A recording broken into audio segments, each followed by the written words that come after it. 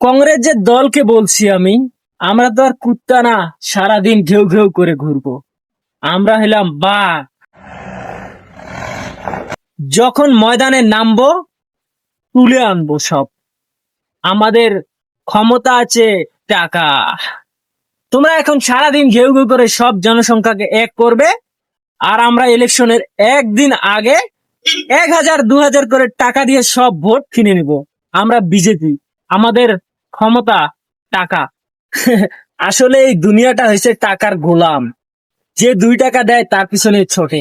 একটাবার কখনো ভাবে না যে আজকে 2 টাকা নিলাম, খাইলাম, তারপর দেশের কি হবে।